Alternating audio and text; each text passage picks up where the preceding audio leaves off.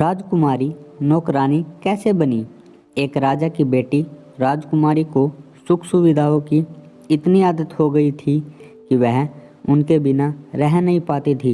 वह अपने पिता की बहुत लाडली थी। वह बड़ी हुई तो उसके पिता उसके लिए एक अच्छा वर ढूंढने लगे। एक दिन एक युवक राजा के पास आया। उसने राजा से राजकुमारी का हाथ मांगा। राजा ने बहुत देर तक उस युवक से बात की। उसके बाद वह उस युवक से राजकुमारी का विवाह करने के लिए तैयार हो गया। लेकिन जब राजकुमारी को पता चला कि जिस युवक से उसका विवाह होने वाला है वह कोई राजा या राजकुमार नहीं है तो उसने विवाह करने से मना कर दिया। लेकिन राजा भी आखिर उसके पिता थे। अंत में राजा की आज्ञा उसे माननी ही पड़ी। विवाह के बाद दूल्हा और दुल्हन एक गाड़ी में बैठे और अपने घर में रहने के लिए चले गए। उनकी गाड़ी सूअरों के एक बाड़े के आगे रुकी। वहीं एक झोपड़ी भी थी। युवक ने कहा, हमारा घर आ गया है, आओ अंदर चले। राजकुमारी को यह देखकर बेहद आश्चर्य हुआ कि उसके पिता ने उसका विवाह एक सूअर पालने वाले से कैसे कर दिया। लेकिन वह अब कुछ भी नहीं कर सकती थी।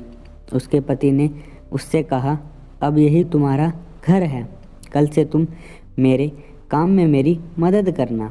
राजकुमारी को यह सोचकर भी घिन आती थी कि उसके चारों ओर सूअर घूम रहे हैं जबकि उसका पति आराम से वहाँ रह रहा था।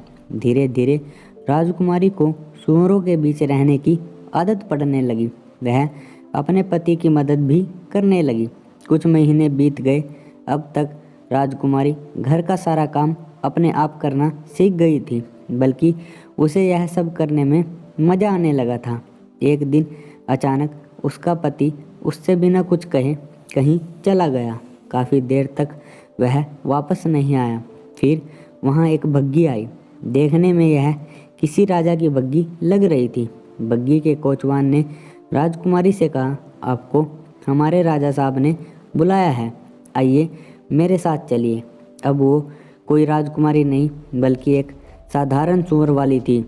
वो यह सोचकर डर रही थी कि राजा ने उसे क्यों बुलाया है। शायद मेरे पति से कोई गलती हो गई है। कोचवान राजकुमारी को एक महल में ले आया। यह उस राज्य के राजा का महल था। उसे राजा के सामने बुलाया गया। उसे समझ नहीं आ रहा था कि उससे क्या भूल हो गई है। उसने हिम्मत करके राजा की ओर देखा। वह पूछने ही वाली थी कि उसे यहाँ क्यों बुलाया गया है। तभी उसे लगा कि उसने राजा को पहले कहीं देखा है। ध्यान से देखने पर उसे पता चला कि सामने राज सिंहासन पर कोई और नहीं बल्कि उसका पति था। उसे इस तरह राजा के रूप में देखकर राजकुमारी भी उसे तुरंत पहचान नहीं पाई। उसे सम्मान के साथ राजा के बराबर रखे हुए सिंहासन पर बैठाया गया। उसका पति वास्तव में उस राज्य का राजा था। राजकुमारी अब पहले जैसी जिद्दी और घमंडी नहीं थी, इसलिए अब वह रानी बनने के लायक थी। अब वह समझ गई थी कि कोई भी काम छोटा या गंदा नहीं होता। यदि आप चाहे तो हर परिस्थितियों में खुश रह सकते हैं। प्यारे दोस्तों, कहानी के बारे में आप क्या सोचते हो कमेंट बॉक्स में अपनी राय ज़रूर दें। अगर वीडियो अच्छी लगी हो तो वीडियो को लाइक ज़रूर करें। अगर चैनल पर पहली बार आए हो तो चैनल को सब्सक्राइब करना बिल्कुल भी ना भूलें। धन्यवाद।